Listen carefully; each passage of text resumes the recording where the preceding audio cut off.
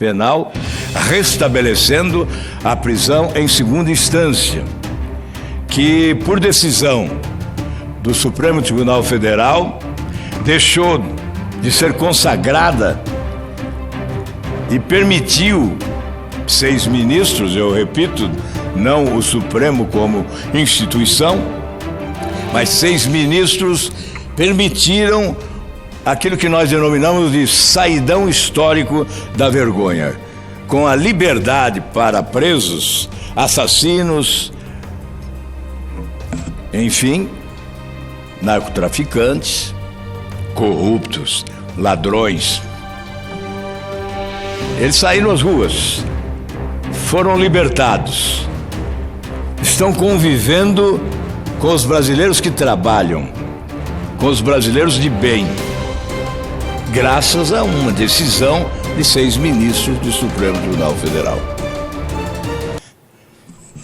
Senador Regufe, senador Paulo Paim, vamos conversar hoje com os telespectadores da TV Senado e os ouvintes da Rádio Senado. Segunda-feira é esse momento oportuno para esta reflexão, para que possamos também transmitir informações importantes sobre o nosso trabalho, sobre o trabalho do Congresso Nacional, estabelecendo uma interação maior com a sociedade brasileira.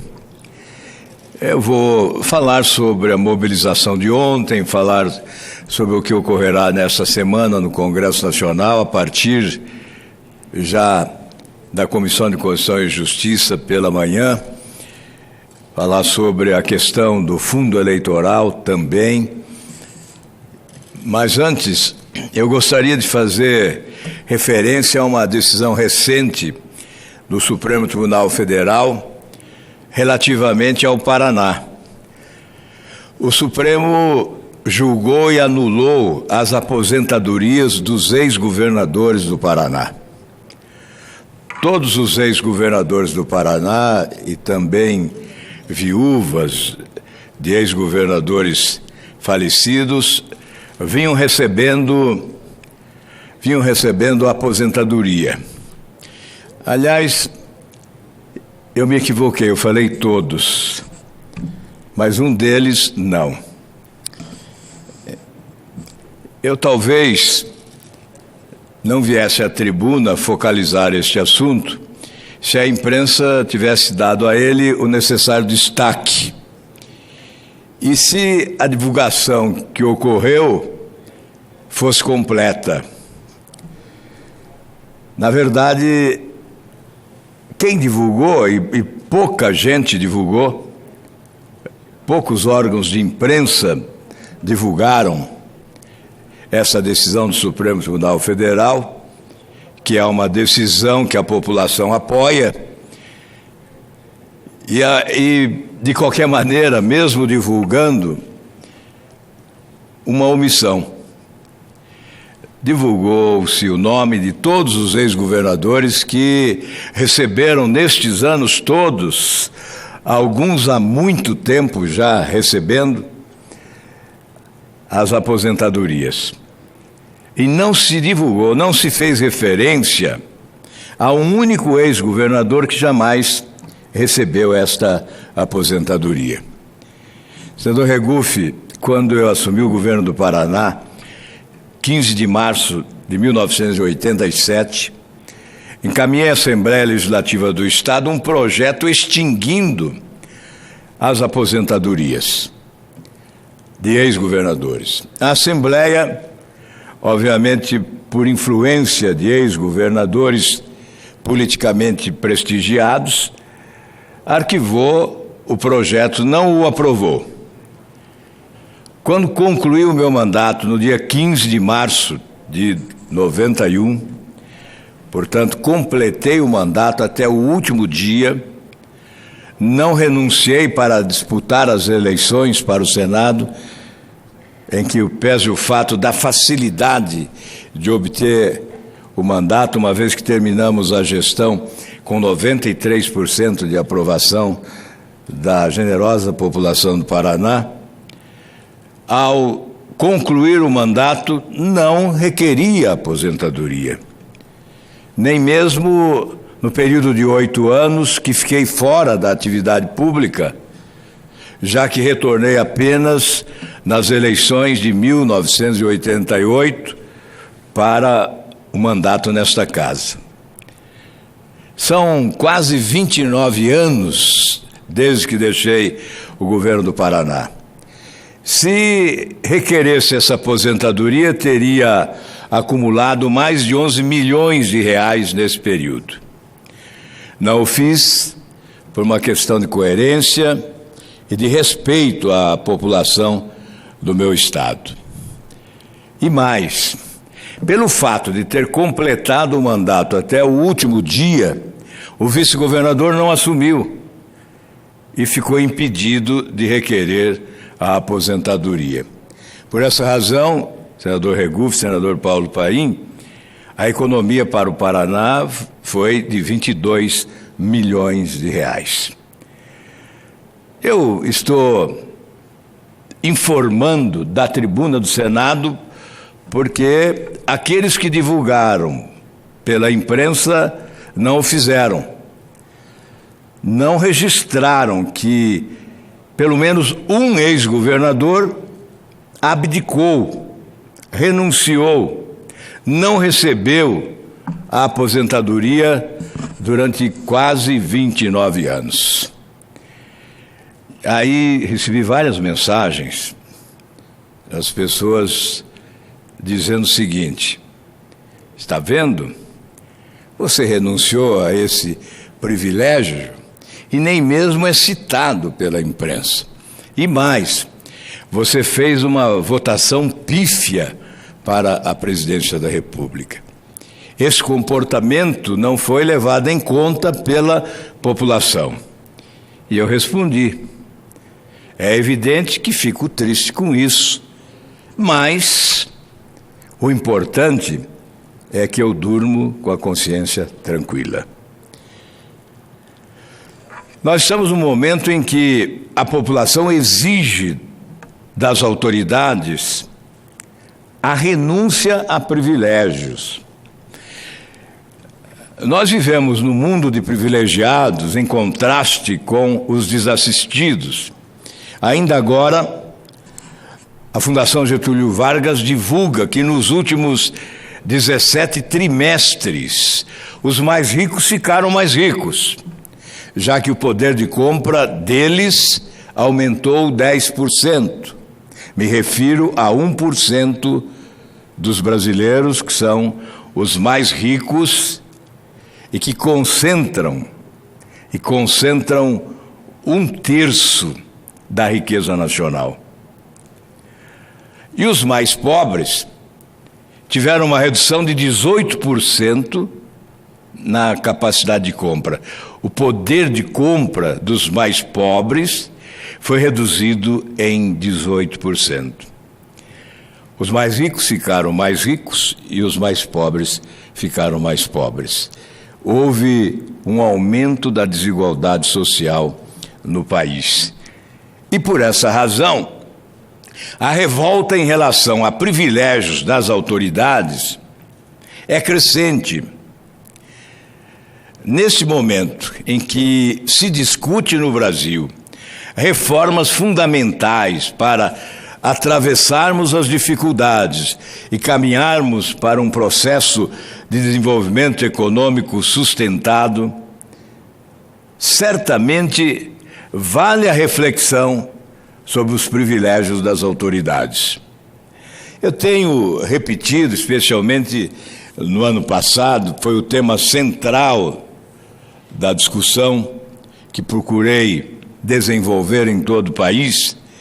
Eu tenho repetido a necessidade da refundação da República, porque a República que temos mais parece um império, exatamente porque a imagem que a sociedade tem do sistema vigente é de que um grupo se apodera do poder para preservar os seus privilégios e a população trabalhadora vive o sacrifício com o aprofundamento das desigualdades sociais.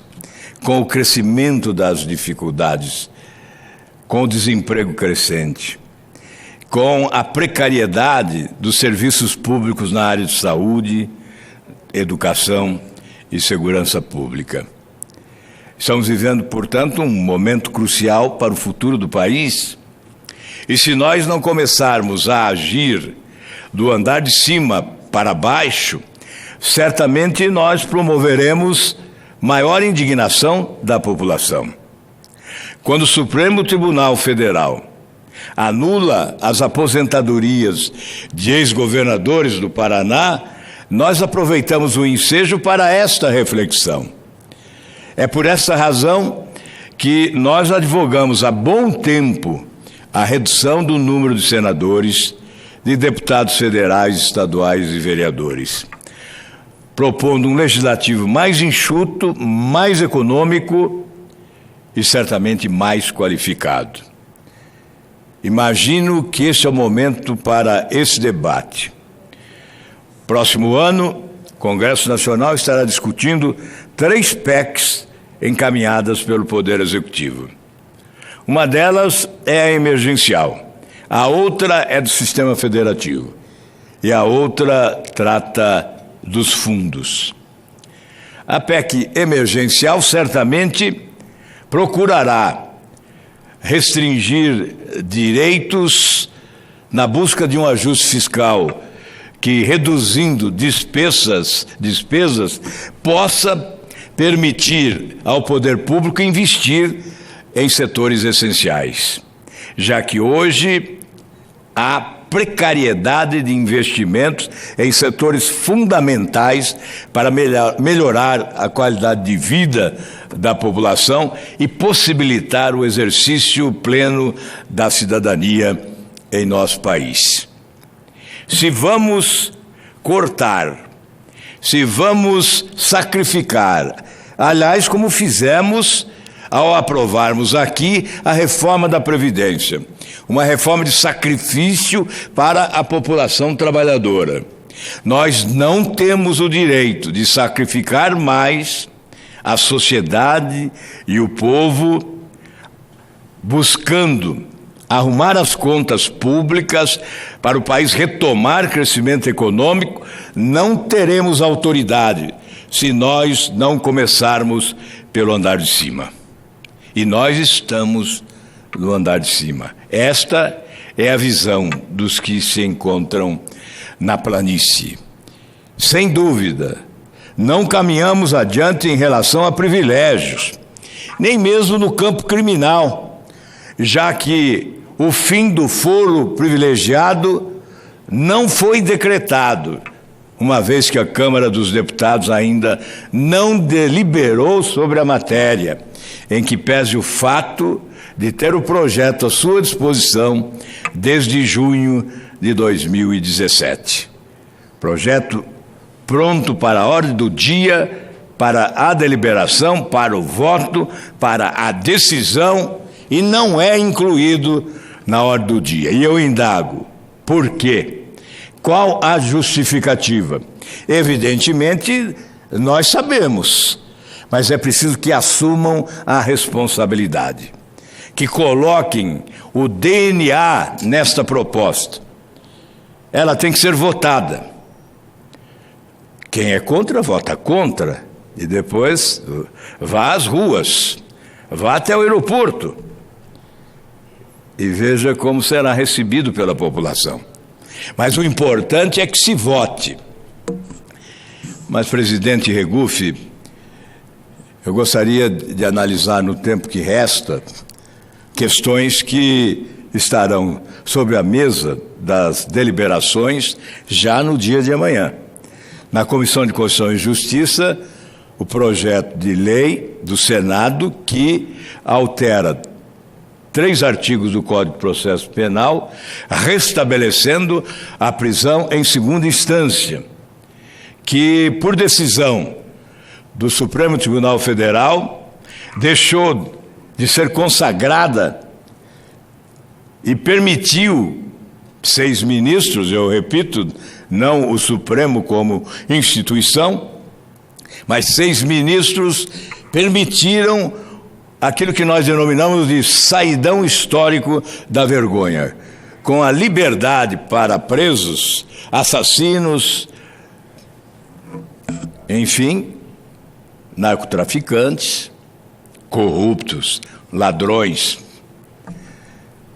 Eles saíram às ruas, foram libertados, estão convivendo com os brasileiros que trabalham, com os brasileiros de bem, graças a uma decisão de 6 ministros do Supremo Tribunal Federal. E nós podemos restabelecer a verdade da prisão em segunda instância, aprovando esse projeto. Há, sim, uma proposta de emenda à Constituição na Câmara dos Deputados. Nós tínhamos 2 aqui que poderíamos também votar.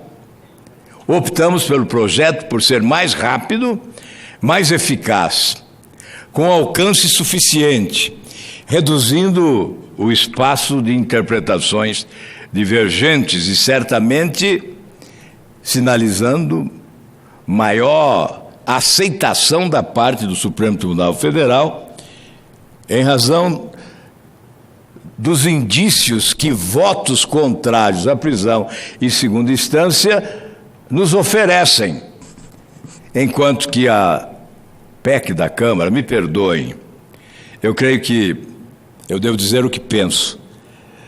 Para muitos, obviamente, de boa fé, há uma possibilidade de termos prisão em segunda instância com essa proposta da Câmara. Do meu ponto de vista, é uma ilusão. Essa proposta da Câmara, ampliada, alcança outros ramos do direito, não apenas o direito criminal. Alcança a legislação trabalhista, a legislação eleitoral e a legislação civil, com consequências que os juristas, os especialistas, informam, consequências impactantes. E por essa razão, ainda Herman Benjamin, aqui na audiência pública da Comissão de Constituição e Justiça, fez esta afirmação. Essa proposta, que tem um caminho longo à frente até a sua aprovação, pode até ser aprovada no Congresso, mas certamente não resistirá à disposição de ministros do Supremo Tribunal Federal que não a entenderão como adequada para solucionar este impasse da prisão em segunda instância. É por essa razão que eu considero necessário, inteligente, votar o projeto que altera o Código de Processo Penal. A solução é muito mais célere. Se houvesse vontade política, amanhã mesmo votaríamos de manhã na Comissão de Justiça, na quarta-feira poderíamos votar aqui no plenário do Senado Federal e imediatamente remeter à Câmara dos Deputados, que poderia também votar em regime de urgência e liquidar este assunto ainda antes do final deste ano. Mas há necessidade de vontade política e, sinceramente, aqueles que comandam o Congresso Nacional não demonstram esta vontade política para atender esta aspiração do povo brasileiro que muitos levaram no dia de ontem, chamados pelo Vem Pra Rua, para as ruas de várias cidades deste país. Mas amanhã também se pretende votar o pacote anticrime, anticorrupção e antiviolência que chegou da Câmara. Desidratado, como já se noticiou, e com a inclusão de alguns dispositivos que deverão merecer o veto do presidente da República, segundo vontade do ministro Sérgio Moro. Cabe-nos aprovar rapidamente para oferecer o avanço, mesmo que aquém do desejado, e depois trabalharmos outros projetos para a complementação. Especialmente no que diz respeito a crimes contra a administração pública, o pacote deixa a desejar. e nós temos a obrigação de continuar o debate e, sobretudo, legislando para complementar essa proposta, com a inclusão, por exemplo, da corrupção na administração pública como crime hediondo. Matéria já discutida no Senado. Eu fui o relator aqui. Ainda estava na casa o presidente Sarney, ele apresentou uma emenda que relatei desta tribuna. Naquele projeto nós aumentamos as penas e também incluímos peculato e o crime de concussão. O projeto foi aqui aprovado no Senado. Corrupção, crime hediondo. Foi para a Câmara. A Câmara não deliberou até hoje e não incluiu no pacote atual. Portanto, ele deixa a desejar, especialmente do ponto de vista dos crimes praticados contra a administração pública. E no nosso entendimento, essa é uma questão essencial. Nós não podemos descurar da nossa responsabilidade no ato de legislar sobre crimes contra a administração pública, porque fica a impressão, para muitos, não é, de estar o Congresso Nacional legislando em causa própria, já que há, no mundo da política atual, muitos políticos sendo investigados e denunciados. Enfim, senhor presidente, são questões essenciais, como é a do fundo eleitoral. Vamos enfrentar esta situação agora em sessões do Congresso Nacional. O Podemos, o nosso partido, por intermédio do nosso representante na Comissão Mista de Orçamento, apresentou emenda supressiva para impedir o aumento dos valores do fundo eleitoral. O aumento proposto é de 1,8 bilhões de reais, retirados 500 milhões da saúde, me parece que 300 milhões da habitação, retirados da educação e de infraestrutura. Ações fundamentais para o país. Essa priorização da campanha eleitoral com recursos públicos, é evidente que nós consideramos que esse foi o modelo adotado, é inevitável, nós temos que bancar as campanhas pelo modelo adotado com recursos públicos, mas não se justifica este aumento de 1,8 bilhões de reais da eleição que tivemos no ano passado para a presidência da República, governadores, senadores, deputados estaduais e federais, para esta eleição municipal de prefeitos e vereadores. Não há justificativa para este aumento. Perdemos na Comissão Mista de Orçamento, fomos derrotados.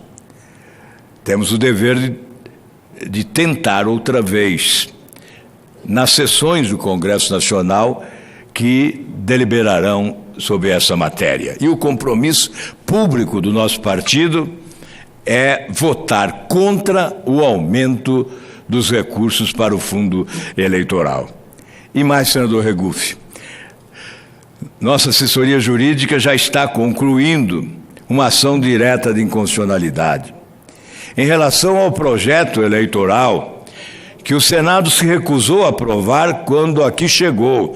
Primeiramente, obstruímos a sessão caiu, e depois o projeto foi substancialmente alterado, com a eliminação de todos os artigos, restando apenas um deles.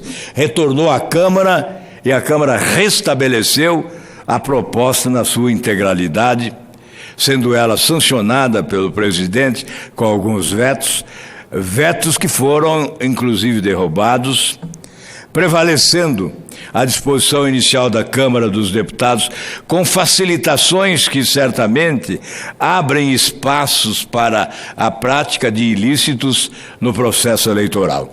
E é por essa razão que nós estamos preparando ação direta de inconstitucionalidade, que queremos protocolar, quem sabe ainda nesta semana, na esperança de que o Supremo Tribunal Federal possa determinar a anulação da votação desta proposta, restabelecendo a legislação anterior.